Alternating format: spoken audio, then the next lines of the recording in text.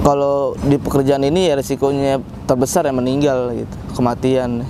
Karena emang kita kan riskan, ya kita tergantung dengan tali, nyawa kita di tali. Itu putus, makanya kita wajib pakai 2 tali.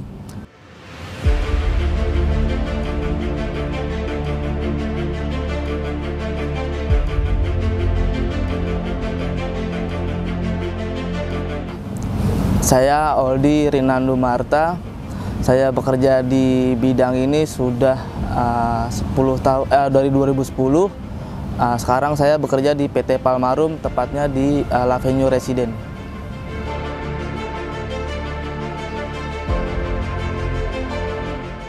Awalnya saya cleaning service dulu dari 2009. Nah, kebetulan di perusahaan saya dulu di Grand Indonesia itu butuh manpower gondola.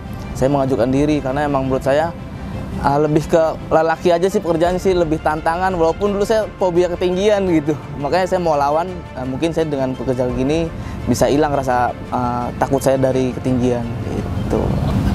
Manusiawi lah, rasa takut itu pasti ada gitu. Ya itu dulu tuh saya awal kerja, waktu baru bercimpung di bidang ini, saya nggak mau diiketin orang tuh, harus ngiket sendiri. Simpul harus ngiket sendiri, jadi tahu wah ini lebih udah kuat gitu, dan yang saya ikat itu juga kuat penambatnya gitu, jadi lebih timbul percaya diri gitu. Yang awalnya fobia sedikit-sedikit jadi berani ya, akhirnya sampai sekarang lah, itu sampai 13 tahun.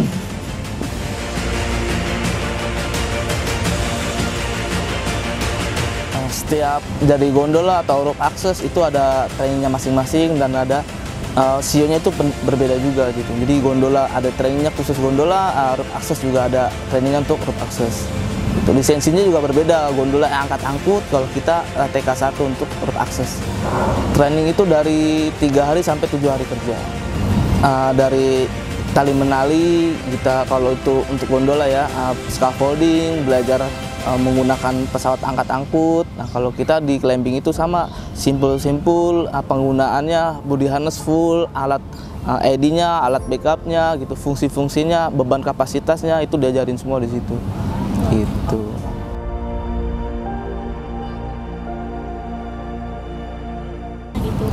Kalau mau jadi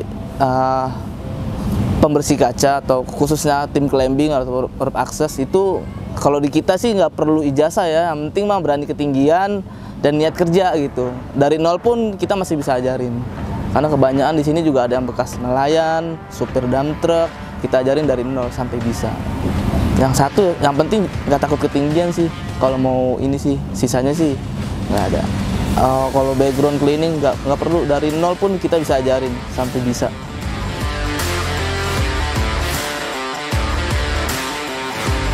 Paling kalau kita udah masuk ke pekerjaan atau progres ya, paling kita alam doang masalah kita. Kalau nggak hujan ya angin, itu aja sih. Selebihnya sih nggak ada sih. Karena emang kalau climbing itu kan kita lebih fleksibel gitu. Mau gedung susah apapun, ya solusinya ya kita.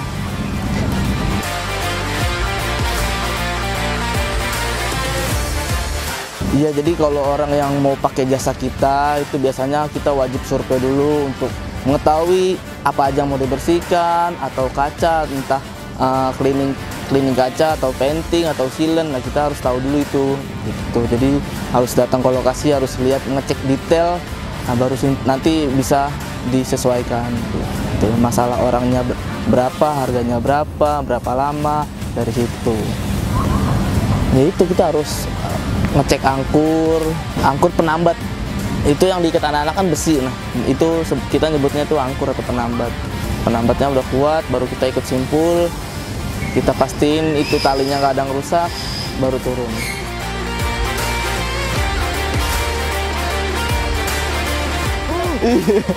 Jam 8 sampai jam 4 normalnya gitu. Cuman tergantung di lapangan, kalau kita nanggung ya kadang sampai jam 5, setengah 6, kita maksimal setengah 6. Kalau sekali turun biasanya kita tergantung medannya. Kalau yang tingkat kekotorannya itu lumayan, paling cepat 1 jam, paling lama tuh 2,5 jam. Kalau 1 jam atau sampai 2,5 jam itu untuk 1 lane sih. Jadi kita hitungannya per lane, nanti siang kita pindah lagi lane, besokannya seterusnya sampai selesai. Sampai cair.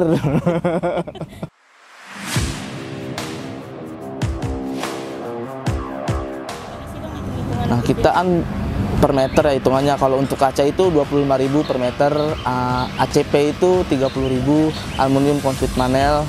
Nah kalau silen itu range-nya beda-beda, silen dan painting, karena silen mereknya beda-beda juga, painting juga beda-beda juga. Jadi itu range-nya dari 35 untuk silen, kalau untuk painting dari 45 ke atas, tergantung catnya. Makanya kita butuh survei itu untuk itu, harus tahu detailnya, kemauan klien seperti apa.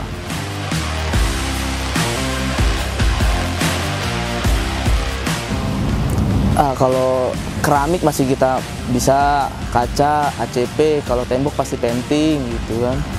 Itu aja. Marmer kita masih bisa poles. Itu aja sih kalau untuk medan material yang kita bersihkan.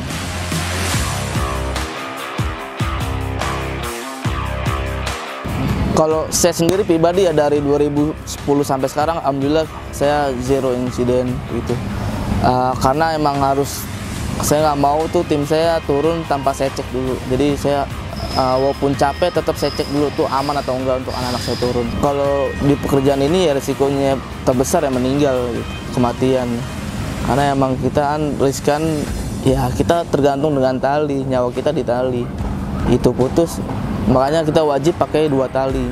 Mau tinggi satu ruko itu 4 meter, 5 meter, kita wajib SOP kita harus 2 tali. Jadi kita nggak mau sepelein itu. Mau tinggi mau pendek tetap kita harus standar 2 tali.